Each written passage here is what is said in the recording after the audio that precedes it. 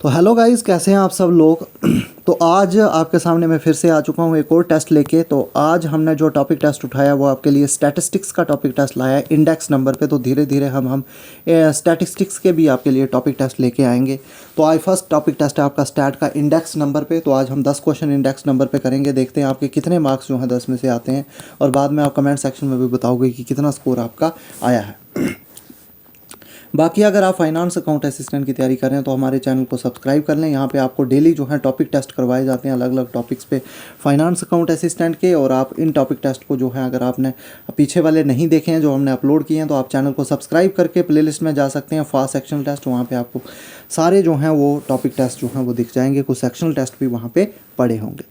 तो I hope आपको समझ आई होगी। बाकी आप JKPSI और VLW की अगर तैयारी कर रहे हैं तो इन दोनों के लिए आपको जो है टॉपिक टेस्ट मिल जाएंगे। इन दोनों के लिए टॉपिक टेस्ट आपको जो हैं वो सेक्शनल टेस्ट और मॉक टेस्ट आपको मिल जाएंगे हमारी ऐप पर। ऐप को डाउनलोड करना है आपको प्ले स्टोर से, JKSSB स्पेशल के नाम पे। JKSSB स्पेशल का लोगो भी वहाँ पे बना होगा, तो वो ऐप को आपने डाउनलोड करना है, स्टोर पे जाना है, वहाँ पे आप फ्री ऑफ कास्ट आपको टेस्ट जो हैं JKPSI और VLW के लिए मिलेंगे, और उनका बेनिफिट आप जो है उठाना ना भूलें। तो चलिए गाइज, अब शुरू करते हैं आपका इंडेक्स नंबर पे टेस्ट। तो पहला क्वेश्चन आपकी स्क्रीन पे आ चुका है। तो आप कोशिश कीजिएगा 10 में से 10 मार्क्स आपके आए। तो पहला क्वेश्चन है, which of the following is the average of Paasche's and Laspeyres method. तो एवरेज बतानी है आपको पास्टे और लेस्प्रेज मेथड की। तो कौन सा है? फिशर मेथड है, कैलीफिक्स बेस मेथड है, डॉर्बिश बोली प्राइस इंडेक्स है, या मार्शल एजवर्थ मेथड है। तो इसका राइट आंसर आप मुझे बताएं। तो देखो यहाँ पे फिशर मेथड की अगर बात करें तो ये आपका ज्योमेट्रिक मीन होता है लेस्प्रे और पास्टे का, लेकिन जो डॉर्बिश बॉली मेथड है ये एवरेज होती है पास्टे और लेस्प्रेज मेथड की। तो राइट आंसर रहेगा डॉर्बिश वाली प्राइस इंडेक्स। तो आई होप आपने ये क्वेश्चन जो है इसका राइट आंसर दिया होगा। अगर आपने राइट आंसर दिया तो 1 मार्क्स आपको जो है वो मिल चुका है। नेक्स्ट क्वेश्चन की तरफ चलेंगे। अगला क्वेश्चन है, the most suited average in chain base method. तो चेन बेस मेथड में मोस्ट सूटेड एवरेज कौन सी है ये आपने बताना है।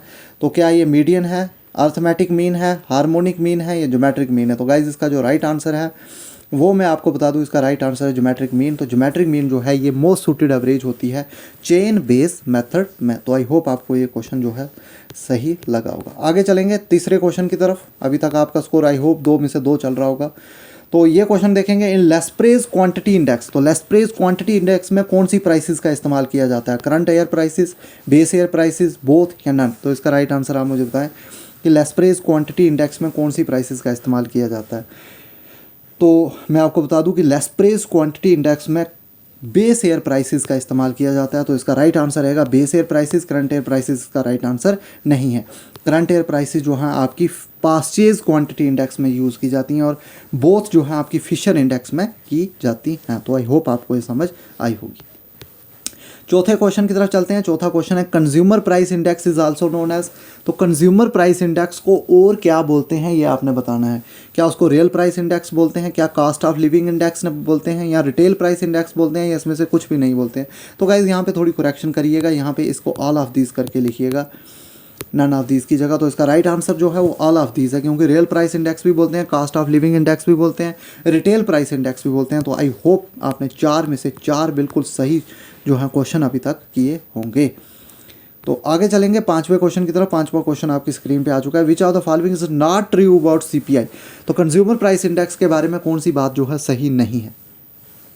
टू नो इंक्रीज और decrease in cost of living, आपने बताना है कि इंक्रीज और डिक्रीज कास्ट ऑफ लिविंग में जानना। Use to find purchasing power of money, purchasing power है जो मनी की, उसको फाइंड करने के लिए। Used by government in framing price policy, government के द्वारा जो है इस्तेमाल करना और प्राइस पॉलिसी को बनाना। Used for the estimation of inflation and GDP। तो इसका राइट आंसर आप मुझे बताएं। तो इसका राइट आंसर गाइस जो है वो है यूज्ड। बाकी सारी स्टेटमेंट जो है सही है, लेकिन लास्ट वाली स्टेटमेंट जो है कि used for the estimation of inflation and GDP, ये स्टेटमेंट जो है गलत है। ये जो है होलसेल प्राइस इंडेक्स को इस्तेमाल किया जाता है इन्फ्लेशन और GDP को फाइंड करने के लिए। बाकी अगर परचेजिंग पावर की बात करें, कॉस्ट ऑफ लिविंग का इंक्रीज डिक्रीज और गवर्नमेंट जो है प्राइस पॉलिसी के लिए यूज़ करती है, वो कंज्यूमर प्राइस इंडेक्स को करती है। तो आई होप ये आपको समझ आया होगा। तो छठे क्वेश्चन की तरफ चलेंगे। अगला क्वेश्चन है, WPI इज़ रिलीज बाय। तो होलसेल प्राइस इंडेक्स को कौन रिलीज़ करता है। तो ये क्वेश्चन आपने बताना है, इसको कौन सा रिलीज़ करता है जी। Ministry of commerce and industry ये रिलीज़ करती है। Ministry of statistics and programme implementation ये रिलीज़ करती है, CSO करती है, या नन ऑफ दीज। तो गाइज़ एक और बात मैं आपको बता दूं कि अगर आप मेरे साथ स्पेशली इंटरेक्ट करना चाहते हो तो हमारे टेलीग्राम ग्रुप को ज्वाइन कर सकते हैं। टेलीग्राम ग्रुप आप JKSS, इसका लिंक जो है मैं डिस्क्रिप्शन में डाल दूंगा, वहाँ से आप इसको ज्वाइन करें और मेरे साथ आप स्पेशल इंटरेक्शन कर सकते हैं। आपने सर्च करना है गौरव शर्मा टेलीग्राम में जाकर, और वहाँ पे मेरे को पर्सनली आप मैसेज कर सकते हैं, आपकी क्वेरी को वहाँ पे मैं सुनूंगा। तो यहाँ पे आप देख सकते हैं WPI को रिलीज़ कौन करता है। तो WPI को रिलीज़ करता है कौन करता है, तो इसमें से आपने बताना है ministry of commerce and industry, ministry of statistics and programme implementation, CSO या नन ऑफ दिस। तो इसका राइट आंसर है ministry of commerce and industry. Ministry of statistics and programme implementation जो है वो CPI को रिलीज़ करती है, ये बात आपने याद रखनी है। तो this is the right answer, ministry of commerce and industry. तो आई होप आप ये याद रखेंगे।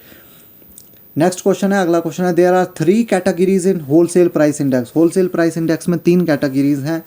मैक्सिमम वेट गिवन टू, तो मैक्सिमम वेट जो है किसको दिया गया है इन 3 कैटेगरीज में, manufactured products, fuel and power, या प्राइमरी आर्टिकल्स को। तो इसका राइट आंसर आपने बताना है।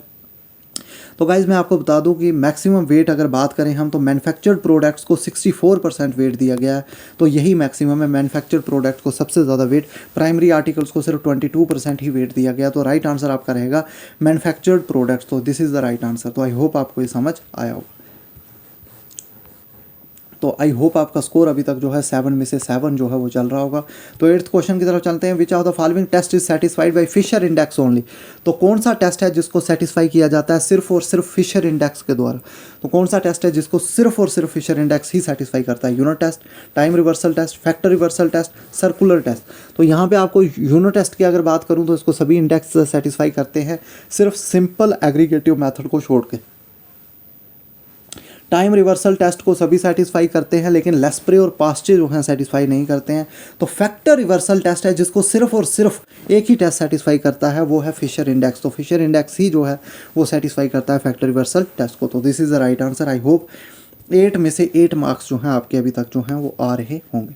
तो 9th क्वेश्चन की तरफ चलेंगे। अगला क्वेश्चन है इंटरचेंजिंग ऑफ टाइम सब्सक्रिप्ट्स। तो टाइम सब्सक्रिप्ट जो है प्राइस और क्वांटिटी की, वो किस में इंटरचेंज की जाती हैं। Gives the reciprocal of the original formula. तो ये आप बताएं, क्या यूनिट टेस्ट में, या फिर टाइम रिवर्सल टेस्ट में, फैक्टर रिवर्सल टेस्ट में, या सर्कुलर टेस्ट में। तो उसका राइट आंसर बताएं। तो यहाँ पे इसका जो सही आंसर है, टाइम सब्सक्रिप्ट्स को जो है वो चेंज किया जाता है टाइम रिवर्सल टेस्ट में। तो देखेंगे आप P01 multiply by P10 is equal to 1 के बराबर यहाँ पे रहता है। तो आई होप आपको ये समझ आई होगी। तो P01 को अगर मैं उस साइड ले जाऊँ तो ये 1/P10, तो ये होगी टाइम सब्सक्रिप्ट का रेसिप्रोकल। तो आई होप आपको समझ आई होगी। तो time reversal test is the right answer. तो आई होप 9 में से 9 क्वेश्चन आपके सही अभी तक जा रहे होंगे। लास्ट क्वेश्चन आज का, which of the following test is satisfied by califix base method. तो कैलीफिक्स बेस मेथड जो है कौन से टेस्ट को सेटिस्फाई करता है, ये आपने बताना है। क्या यूनिट टेस्ट को सेटिस्फाई करता है, टाइम रिवर्सल टेस्ट को सेटिस्फाई करता है, फैक्टर रिवर्सल टेस्ट को सेटिस्फाई करता है, या सर्कुलर टेस्ट को सेटिस्फाई करता है। तो उसका राइट आंसर आप बताएं। तो कैलीफिक्स बेस मेथड जो है वो सर्कुलर टेस्ट को सेटिस्फाई करता है, ये बात आप याद रखेंगे। तो circular test is the right answer. बाकी ये सारे आपके इनकरेक्ट हैं। तो ये थे आज के आपके 10 क्वेश्चन। तो आई होप आपको मज़ा आया होगा टेस्ट देख के। तो आपका मार्क्स भी 10 में से 10 आए होंगे। बाकी अगर आपके 8 से 9 मार्क्स भी इस पेपर में आ रहे हैं तो बहुत अच्छा है। तो आप कमेंट सेक्शन में मुझे बताएंगे कि 10 में से आपके कितने मार्क्स जो हैं आए हैं, ताकि हमें भी पता चले कि कंपटीशन जो है वो किस लेवल पर है FA का। तो प्लीज़ कमेंट सेक्शन में अपना स्कोर जो है वो ज़रूर लिखें। तो बाकी वीडियो को लाइक भी करें और सब्सक्राइब भी हमारे चैनल को करें। तो थैंक यू गाइस।